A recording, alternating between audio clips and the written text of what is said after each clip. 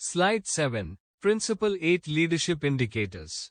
The leadership indicators under Principle 8 encourage organizations to move beyond statutory compliance and adopt a strategic, outcome-oriented approach toward community development and social investment.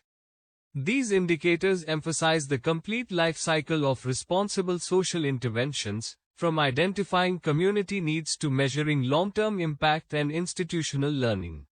The first stage is need assessment.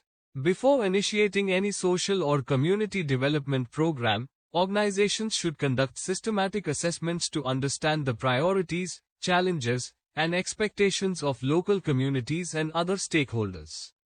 Effective need assessments involve consultations with beneficiaries, local authorities, civil society organizations, and community representatives.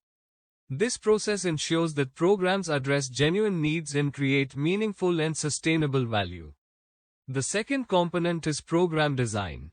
Based on the findings of the need assessment, organizations should design interventions that are relevant, inclusive, and culturally appropriate. Program design should actively involve community stakeholders and incorporate local knowledge, social realities, and developmental priorities. A participatory approach enhances program acceptance, ownership, and long-term effectiveness. The third indicator focuses on implementation. Organizations are expected to establish robust implementation mechanisms supported by clearly defined objectives, responsibilities, timelines, and performance indicators.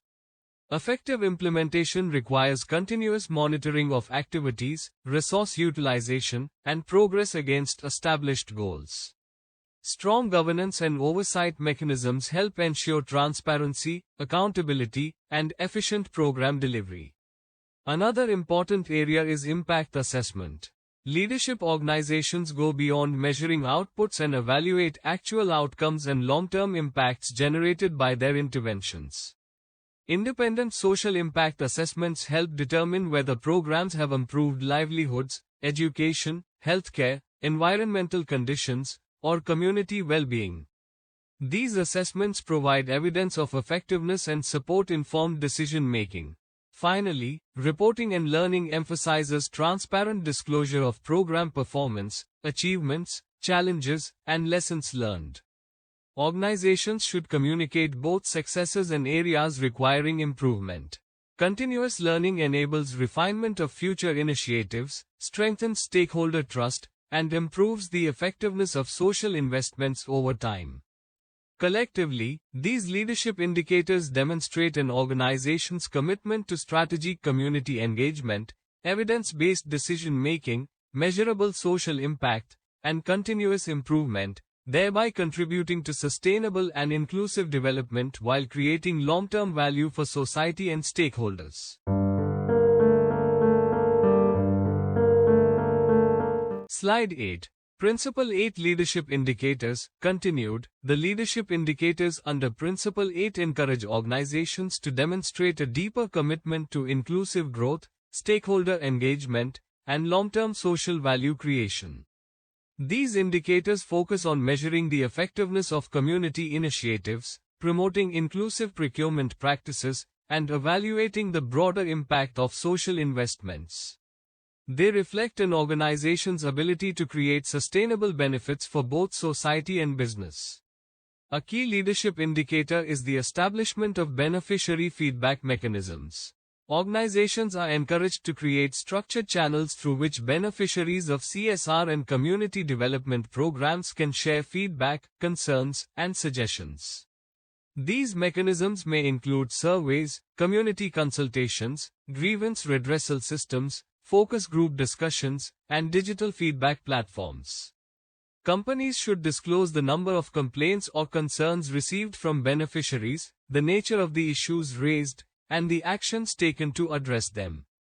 Effective feedback systems enhance transparency, accountability, and program effectiveness by ensuring that community voices are heard and incorporated into decision-making. Another important area is supply chain inclusion. Organizations are encouraged to integrate marginalized and underrepresented groups into their procurement and supply chain ecosystems. These groups may include women entrepreneurs, self-help groups, social enterprises, persons with disabilities, micro and small enterprises, and community-based producers. Companies should disclose the percentage of procurement sourced from such groups and describe initiatives undertaken to strengthen their capabilities, market access, and sustainability performance. Inclusive procurement promotes economic empowerment and contributes to equitable development. The framework also highlights shared value creation, which focuses on creating business models that generate both commercial benefits and positive social outcomes. Organizations should provide examples of initiatives that simultaneously improve community well-being and enhance business performance, demonstrating how economic growth and social progress can be mutually reinforcing. Finally, organizations are encouraged to disclose their community investment return on investment (ROI) or social return on investment (SROI). This involves quantifying the social, environmental, and economic value generated through community investments relative to the resources invested. Companies should explain the methodology used and the outcomes achieved. Collectively, these indicators demonstrate an organization's commitment to inclusive growth, stakeholder responsiveness, measurable impact, and sustainable value creation for both business and society.